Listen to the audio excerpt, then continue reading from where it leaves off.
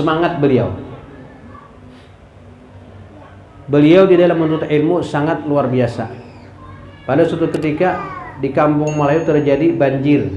Padahal waktu itu guru sekumpul mau menuntut ilmu kepada Tuan Guru Haji Anang Sya'rani Arif ke Kampung Melayu. Tetapi guru sekumpul tetap pergi menuntut ilmu ke Kampung Melayu walaupun badan beliau basah.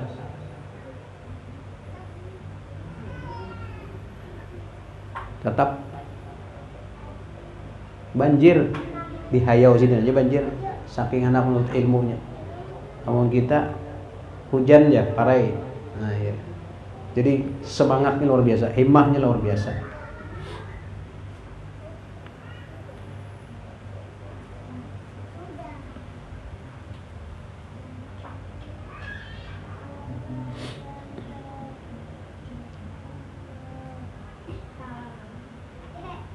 Walaupun badan beliau basah. Dan jikalau guru sekumpul berniat pergi menuntut ilmu, maka saat di dalam perjalanannya itu siapapun yang meminta untuk mampir selalu ditolak dengan lemah lembut, dan beliau terus saja menuju kediaman guru yang akan didatanginya. Jadi kalau sudah beliau niat untuk menuntut ilmu, siapapun menyuruh singgah, beliau tolak dengan cara yang lemah lembut. Tetap kemana niat kasih itu tadi. Kalau kita bisa tak simpang, bisa di warung dulu kan. Nah itu, jadi memang itu. Dalam hal mengajar, mesti harus berbaring karena sakit yang melemahkan tubuhnya. Beliau tak menghentikan mencurahkan ilmunya kepada para jamaahnya yang selalu setia menantinya. Bila sudah masuk waktu pengajian, beliau pun siap di depan corong mikrofon menyampaikan ilmunya kepada puluhan ribu jamaah yang selalu setia. Semua itu beliau jalani dari usia 24 tahun sampai mendekati akhir hayatnya. Jadi sejak umur 24 tahun beliau sudah ngajar sampai di akhir kehidupan beliau. Artinya kada ada istilah uyuh tuh uyuh aja Bang, cuma tetap lanjut. Sama halnya dengan Abuya Balikpapan itu. Walaupun sini berkursi roda, tetap aja. Tetap. Bayangkan mengisi pengajian di Handil 6 di majlisnya Kiai Safwan Handil. Itu beliau dibawa pakai mobil, pakai kursi roda. Tetap aja menyampaikan dari ilmunya. Kalau kita sakit kepala sedikit, parah ya, libur. Jadi memang jauh lah kita ini dengan dengan mereka itu di dalam segi semangatnya. Ya mudah-mudahan dengan sedikit menakib ini kita menghidupkan semangat kita dalam ibadah, dalam menuntut ilmu. Jadi jangan jangan kita kendur dalam ibadah, menuntut ilmu, dalam berjuang untuk atau kebaikan yang dengan merasa lelah. Nanti di akhirat kita akan menerima ganjarannya. Dalam hal ibadah, maka ibadah beliau non-stop, terus menerus ibadah, baik ibadah wajib maupun ibadah sunat, dikerjakan secara rutin. Jadi kalau segi ibadah tidak ada istilah perayanya. Setelah sholat wajib senantiasa diisi dengan wirid-wirid. Sebelum sholat asar ketika mau melaksanakan pengajian, beliau rutin membaca Al-Quran di mihrab musala Raudah. Kebiasaan membaca Al-Quran memang sudah beliau lakukan sejak masih kecil, masa belajar sampai akhir hayat. Itu memang sudah sudah menjadi amalan beliau sudah secara rutin.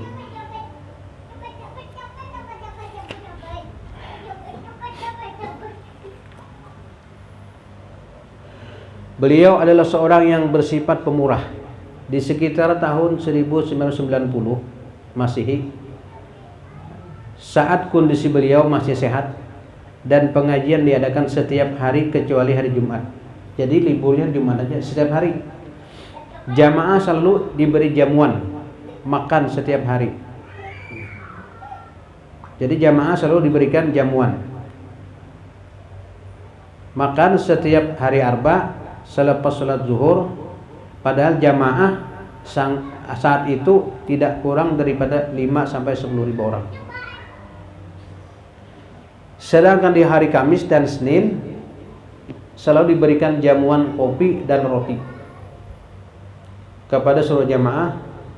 Sebentar setiap malam Senin sehabis sholat Isya dan pembacaan Maulid, jamuan makan disiapkan khusus untuk guru-guru agama dan para habaib yang berlangsung hingga sampai wafat beliau.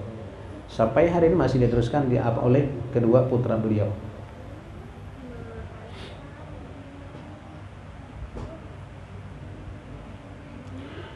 Begitu pula setiap kali memulai pengajaran satu kitab, beliau selalu membagi-bagi kitab tersebut secara gratis pada para jamaah.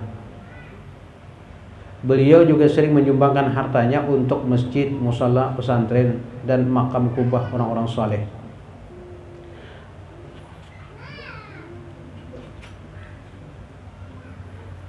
Beliau seorang yang bersifat sabar.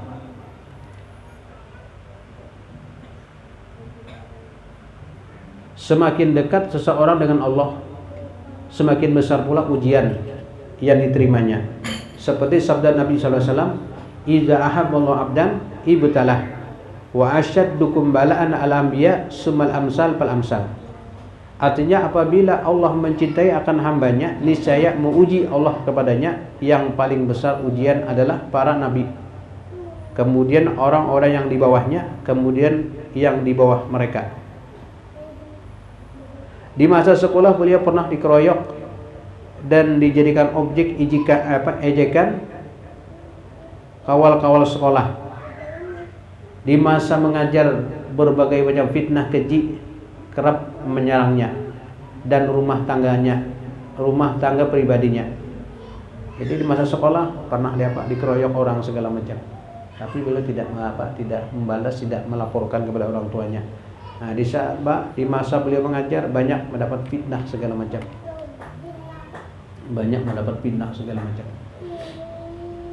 Daripada orang-orang yang hasad dan dengki.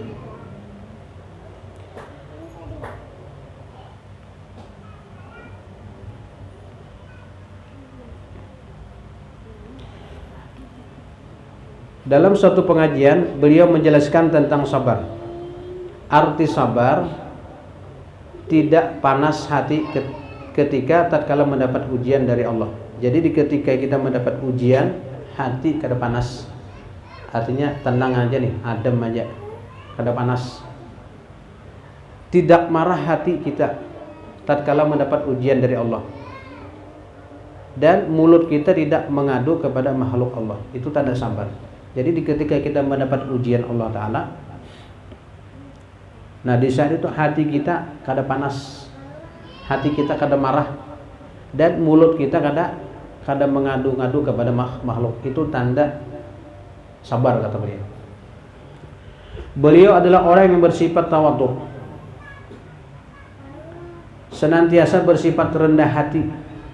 Itulah mungkin salah satu yang membuat karisma beliau semakin memancar.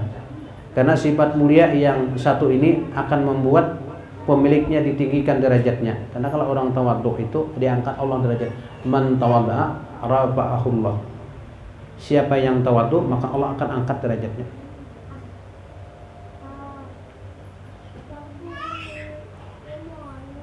Menurut penuturan salah satu muridnya, pernah beliau berkata kepadaku. Jadi ada salah satu murid beliau bercerita kepada penyusun daripada manaqib ini.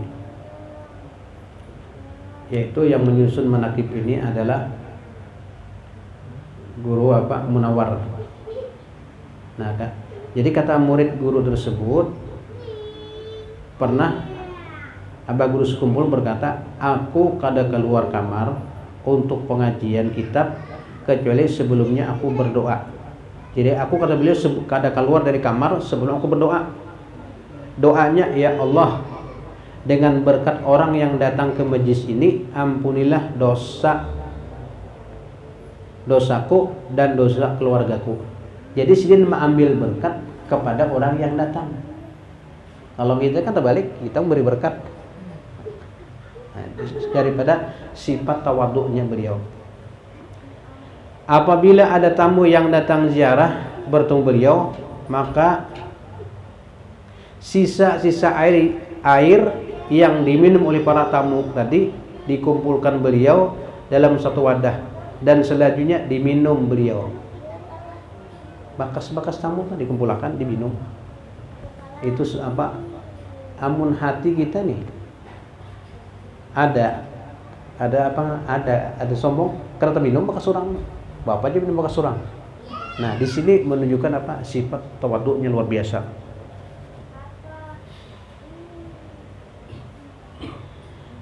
Niat beliau tidak lain adalah untuk mengambil berkah. Jadi niat minum daripada air yang sisa-sisa tamu dikumpulkan di dalam wadah tadi, beliau minum niat untuk mengambil berkah tamu yang datang tadi.